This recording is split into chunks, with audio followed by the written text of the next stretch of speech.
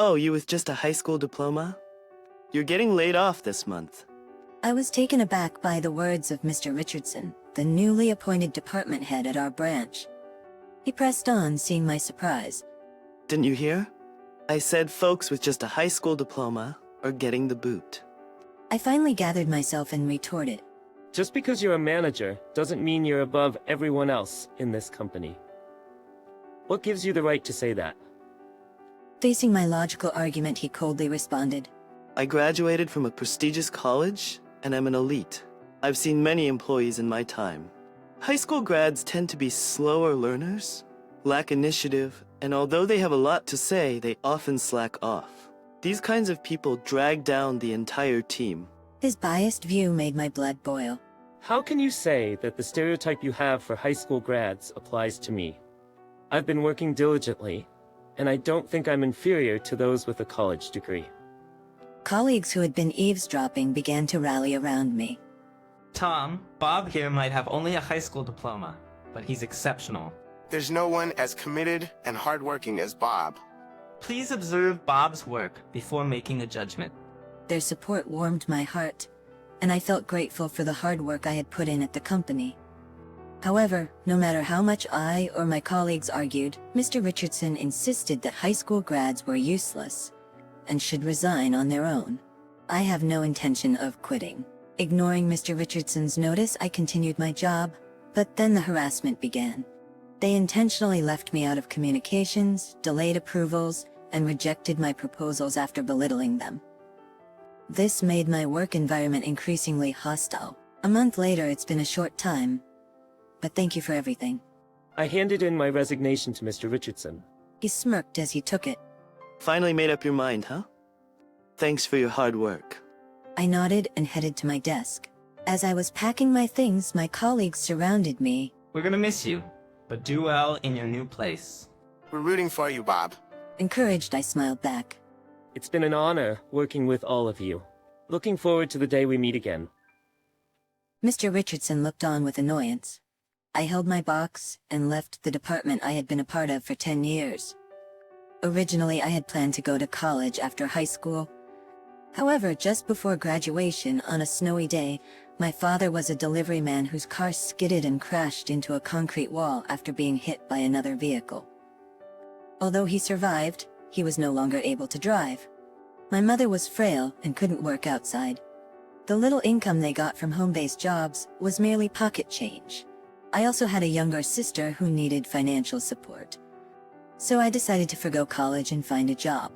I barely managed to find a job, but thanks to my school counselor who said, "I'll find a job for you, Bob, don't worry," and introduced me to a good company, I was able to secure my employment. I've been sending New Year's cards to that teacher for the past 10 years. The job was in the Chicago branch, far from my family home, but the company offered living facilities with a cafeteria, so I was able to send enough money home. Next 10 years, I worked my tail off for my family, to repay the favor to the teacher who helped me find a job, and for the company that accepted a high school grad like me. Whenever I faced challenges, I asked questions, practiced until I got it right, learned from my colleagues, researched clients thoroughly, and gradually built my achievements. I was well liked by my older colleagues and admired by my younger colleagues with college degrees. I felt grateful for my fortunate circumstances, until Mr. Richardson was appointed. I was told I'm getting fired at the end of the month by the new manager, Richardson.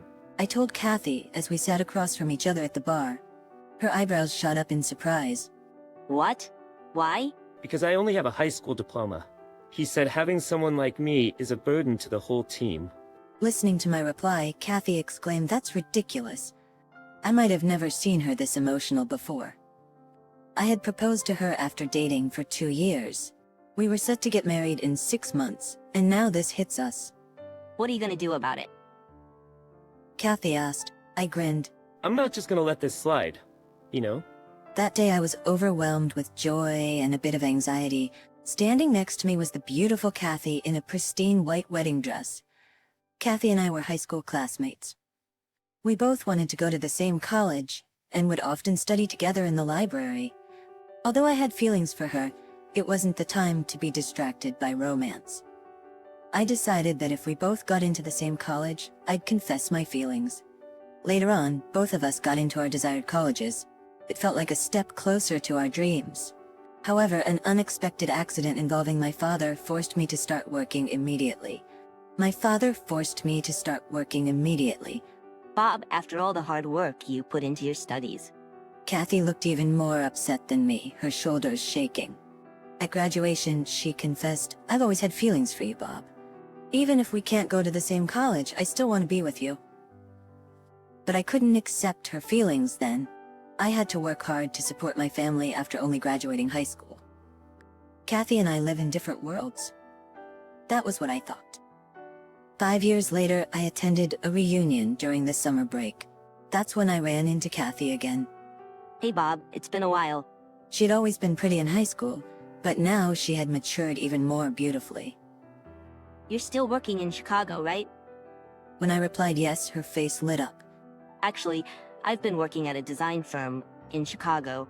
I don't know the city well. Could you show me around? Despite my initial confusion, I agreed, and we exchanged contact details. From then on, we started hanging out more, visiting tourist spots and trying out local dishes in Chicago. Gradually, my feelings for her reignited. Now, we both had steady jobs, and my younger sister had graduated college and found a job. I felt it was the right time. Kathy, I've always had feelings for you since high school. Would you go out with me? As I confessed with my heart pounding, tears streamed down from Kathy's eyes. I'm so glad. I never gave up on you, Bob. Thinking of that time fills me with emotions.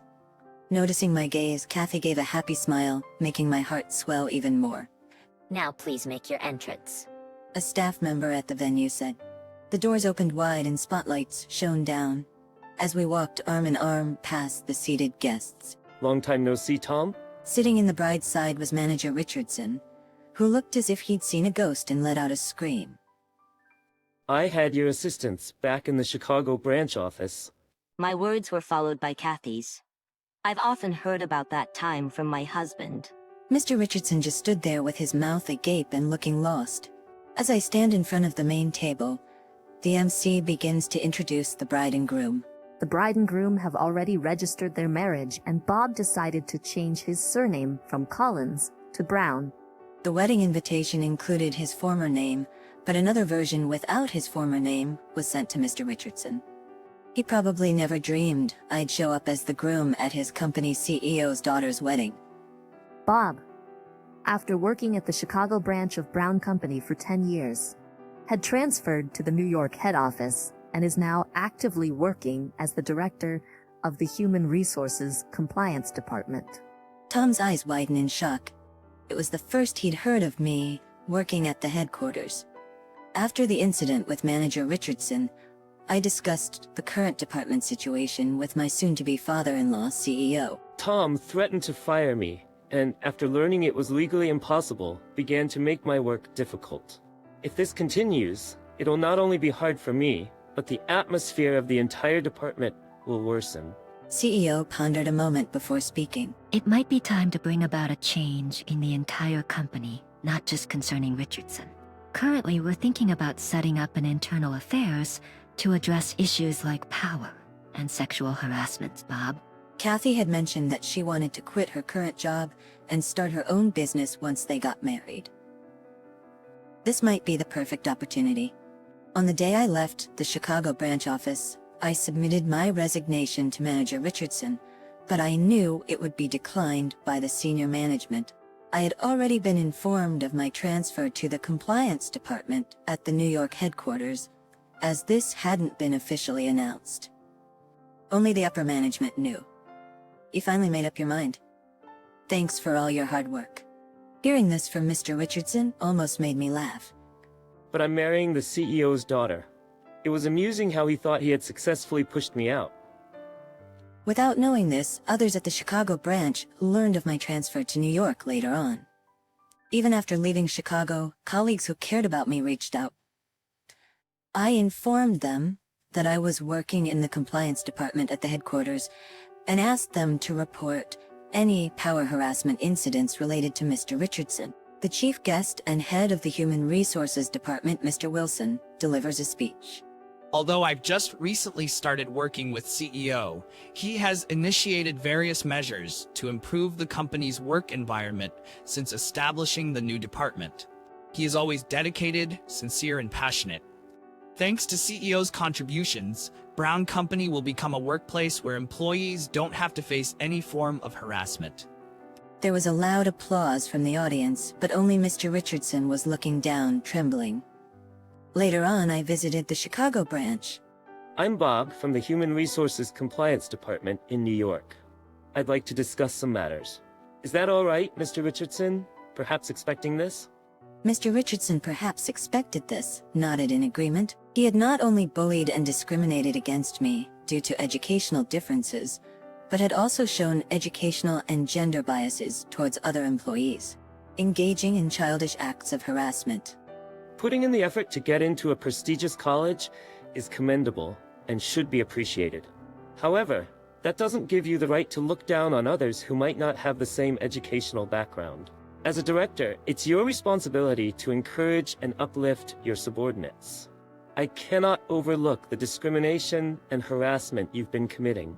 Mr. Richardson was demoted and transferred to the customer service center.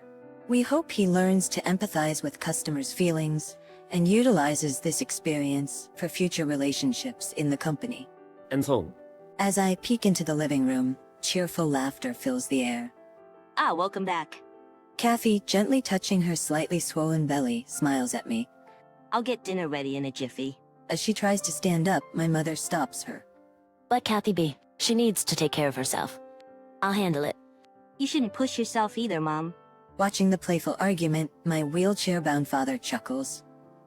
The usual banter. yep, When I visited Kathy's place to ask for her hand in marriage, I was stunned by the sheer size of her mansion. I had heard that Kathy's father ran a business, but I didn't realize they were that wealthy. Ever since Kathy invited friends over in elementary school, she had been labeled as rich by others. By the time she reached middle school, people often hit her up for money, saying, "You have money, so you can spare some." That's why in high school she decided not to talk about her home or parents. Seeing her welcoming parents made me even more surprised. Mr. Brown, the CEO, never in my wildest dreams did I imagine my fiancé's father would be the CEO of my company. I had met the CEO once when he visited our branch in Chicago for an inspection. I've heard good things about you, Bob. You're a diligent and outstanding employee. We have high hopes for you. I remember feeling incredibly honored when he said that. Being seen favorably as an employee is one thing, but being the fiancé of his daughter is another. With my disabled father and the fact that I only have a high school diploma, would he accept me? Such fears swirled inside me. I was surprised to learn Kathy's fiancé is one of our employees. But if it's you, Bob, I'm relieved. Please take good care of my daughter. Mr. and Mrs. Brown welcomed me warmly, and I was so touched, I could have cried. Since Kathy is an only child, they expressed their wish for me to be adopted into their family, a common custom. Of course, I'm grateful for that, but I had concerns about my parents. Until now, I had been financially supporting my parents, and my sister practically took care of them, but my sister got married and moved out of state, leaving just my parents living by themselves. Would it be okay if I rushed to my parents' side in case of emergencies? When I asked, CEO made an astonishing suggestion. We'd like you to be adopted into our family, but we aren't thinking of living together. If you two wish, you can live with your parents. I thought that might be burdensome for Kathy, but she promptly replied, "I'd love to live with Bob's parents. Their house is close to my parents, so we can visit often." When I mentioned the idea of living together with my parents, they initially declined, not wanting to interfere with our lives. But Kathy insisted, and now we live together.